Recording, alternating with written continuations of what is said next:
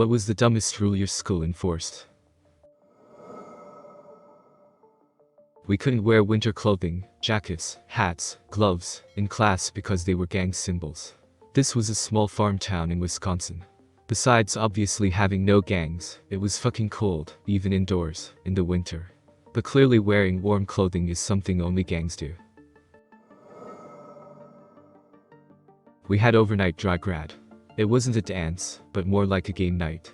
There were bounce houses, obstacle courses, and other games and stuff plus food, obviously. By about 4 to 5 a.m. I was pretty tired and actually asked if I could go home. No go. They wouldn't let anyone out, unless their parent came and got them, or it was an emergency. It was stupid as hell, since we were 17/18s, and had driven ourselves to the school and all it did was make us drive home overtired at 7 a.m. I'm surprised everyone made it home alright, since we were basically sleeping against walls, and each other by that point. Canada. As far as I know there is no curfew for minors here. But yes, the reasoning the teachers gave me for not letting us go was a liability issue, and they had to wait till sunrise to let us leave.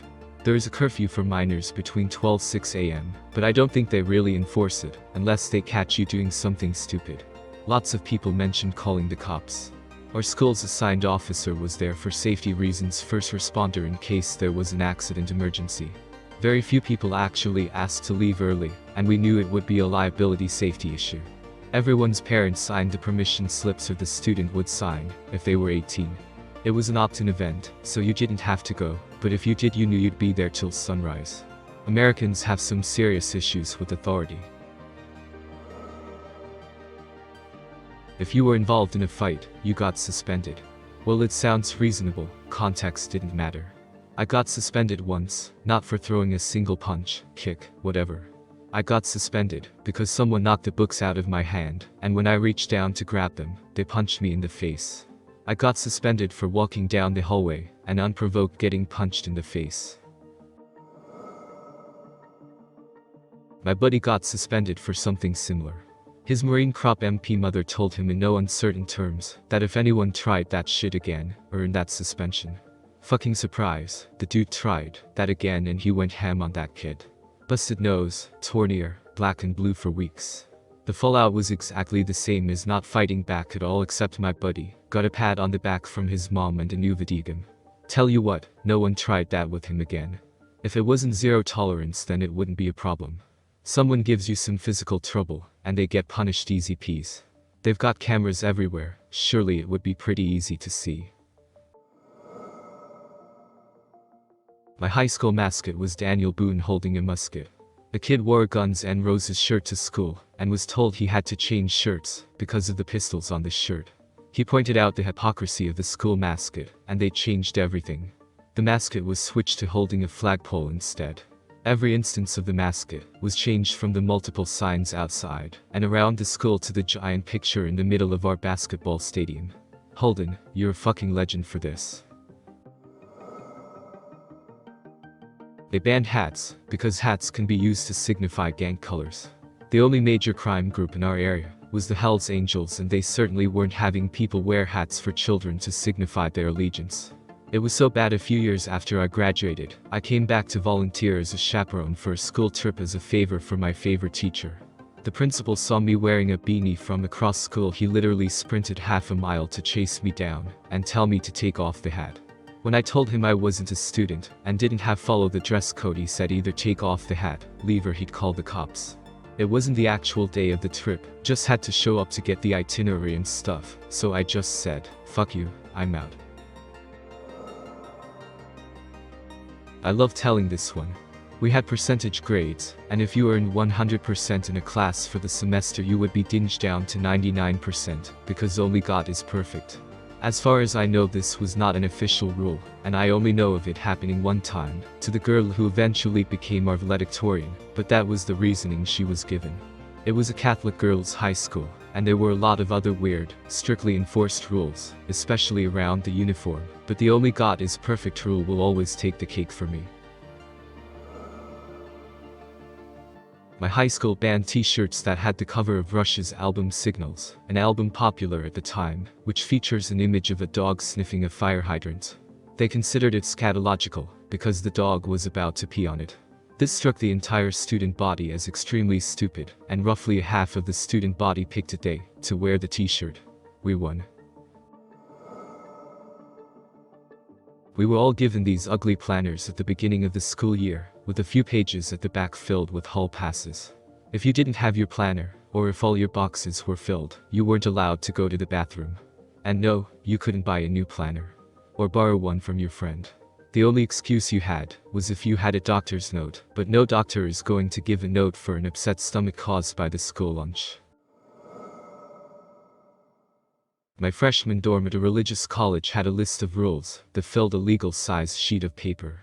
It included being in your room for forced study time every night, keeping your towels straight on the towel rack, and making your bed by 9 a.m. every day, including weekends. So, if you wanted to sleep in on Saturday morning, you were supposed to get up, make your bed, and then go back to sleep on top of the bed. No backpacks in the halls. Oh yeah, because carrying all of our books between classes was a great fucking idea.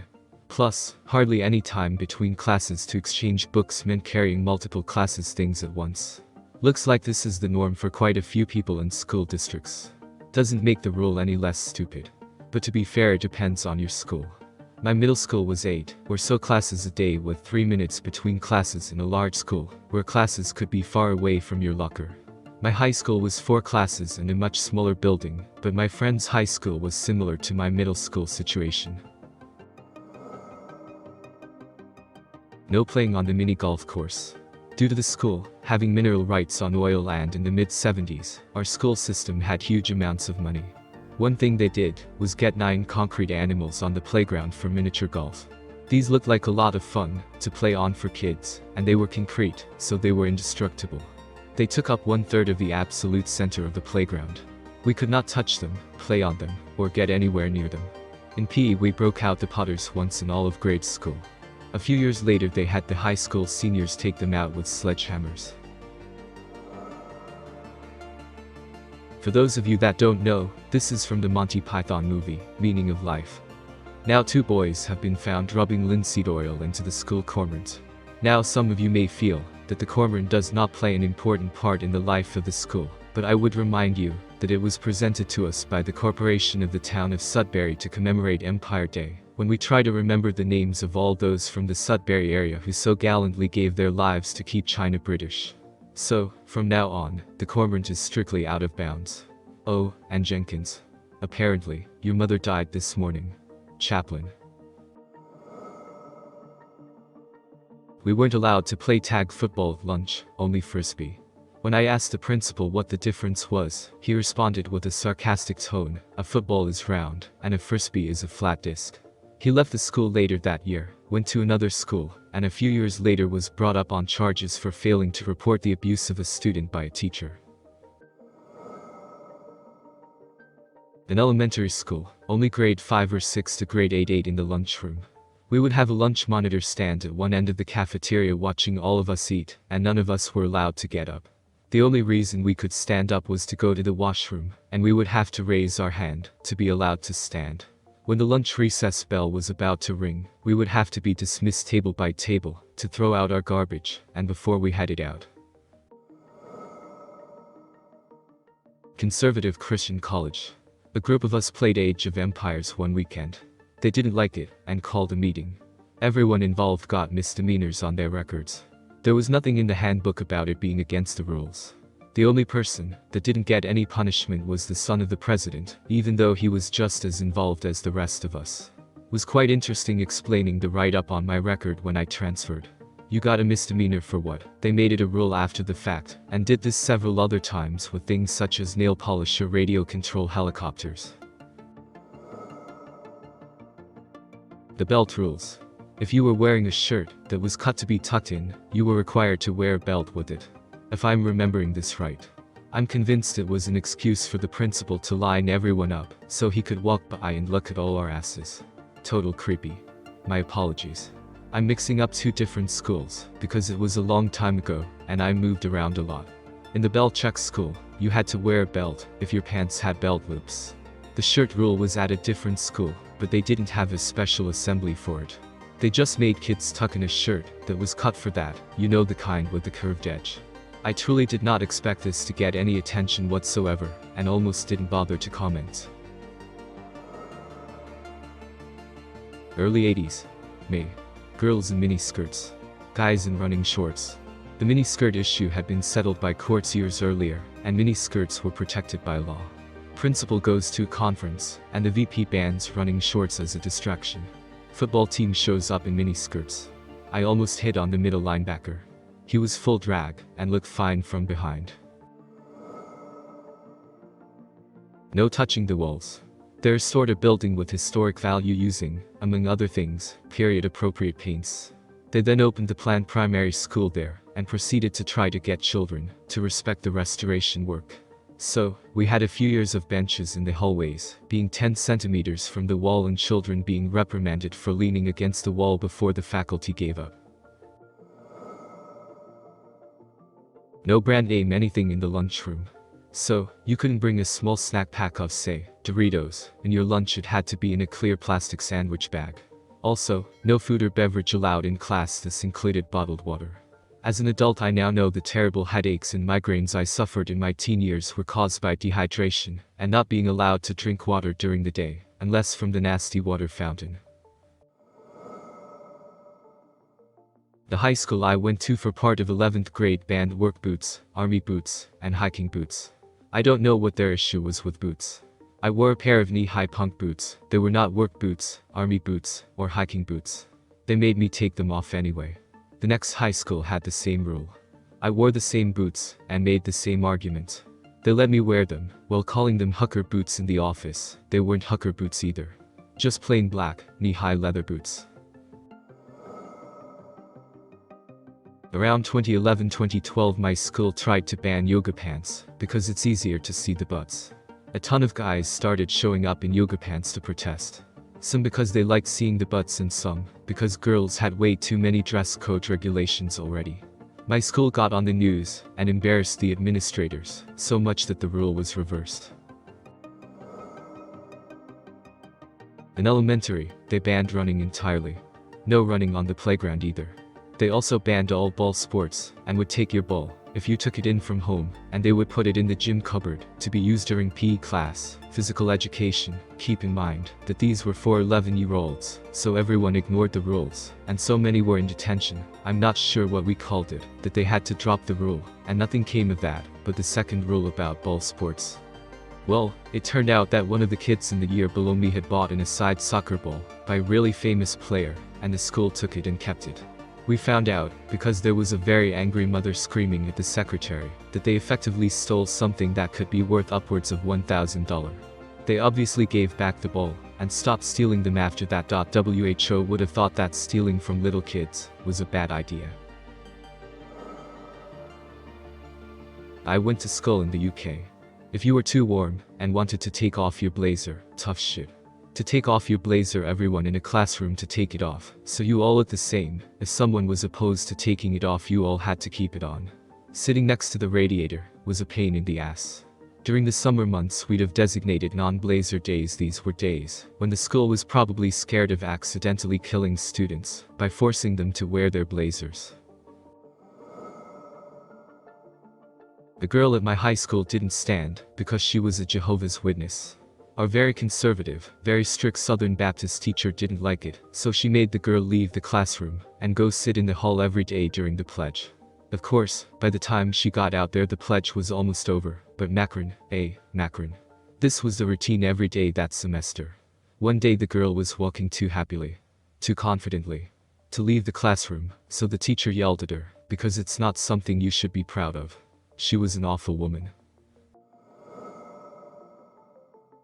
Where do I even begin with my school? Bathrooms were locked during school, including passing period.